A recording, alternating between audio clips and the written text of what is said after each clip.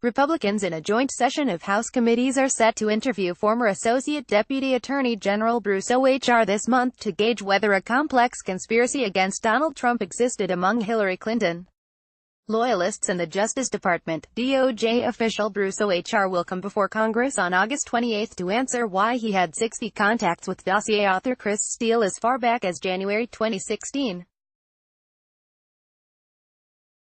"He owes the American public the full truth," tweeted Rep. Mark Meadows, North Carolina Republican and member of the House Oversight and Government Reform Committee.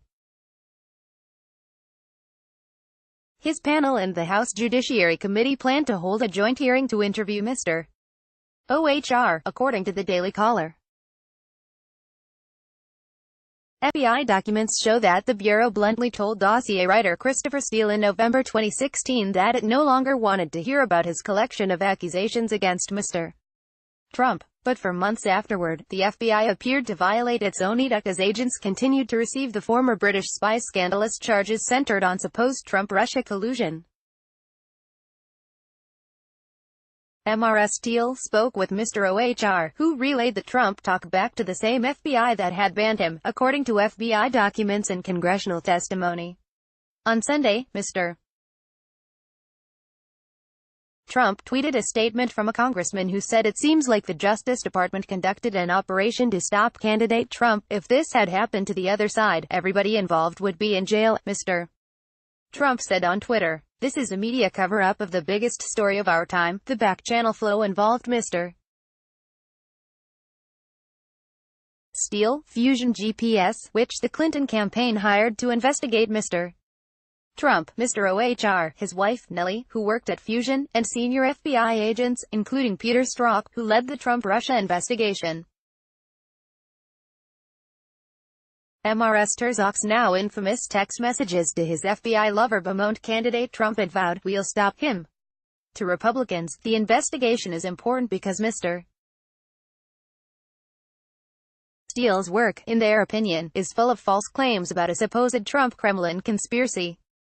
None of Mr. Steele's charges has been confirmed publicly. Some Republican staffers suggest the Steele dossier, which Fusion and Mr. Steele briefed to reporters during the campaign, is a hoax.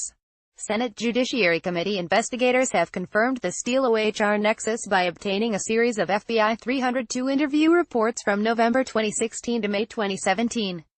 In one, Mr. Ohr disclosed that Mr. Steele was desperate to sink the Trump candidacy. A Judiciary Committee letter to the Justice Department Inspector General said there are numerous FD 302s demonstrating that Department of Justice official Bruce Ohr continued to pass along allegations from Mr. Steele to the FBI after the FBI suspended its formal relationship with Mr. Steele for unauthorized contact with the media, and demonstrating that Mr. Ohr otherwise funneled allegations from Fusion GPS and Mr. Steele to the FBI. Mr. Steele was a paid FBI confidential human source (CHS) in 2016, according to highly redacted Bureau documents obtained by The Washington Times and Judicial Watch through the Freedom of Information Act. The documents do not disclose Mr. Steele's FBI project. At the same time, Mr. Steele was being paid by the Clinton campaign and Democratic Party, through Fusion. The FBI fired Mr. Steele in early November after he went to liberal Mother Jones magazine as an unidentified source and disclosed his FBI work and dossier allegations. The Bureau's document on the Steele firing said he was not suitable for use as a CHS handling agent, advised CHS that the nature of the relationship between the FBI and CHS would change completely, and that it was unlikely that the FBI would continue a relationship with the CHS. Additionally, handling agent advised that CHS was not to operate to obtain any intelligence whatsoever on behalf of the FBI. The document reads, "It is now known that Mr. Steele did not stop. What remains to be answered are what he provided, how the FBI used the material, and whether it reached Special Counsel Robert Mueller." MRS TRZOK. When questioned at a hearing by Rep. Jam Jordan, Ohio Republican, confirmed that he spoke with Mr. OHR, who was a counter-narcotics official and not involved in the Russia investigation. But Mr. Strzok refused to provide details. Mr. OHR gave the FBI documents, which included material that I believe originated from Mr. Steele. Mr. Strzok testified in an apparent reference to the dossier and possibly other information. Said Mr. Jordan, Bruce OHR, the fourth-ranking official at the Department of Justice. His wife works for Fusion GPS in the summer. He gets information and passed it to the FBI. That becomes the basis to spy on the Trump campaign, plain and simple.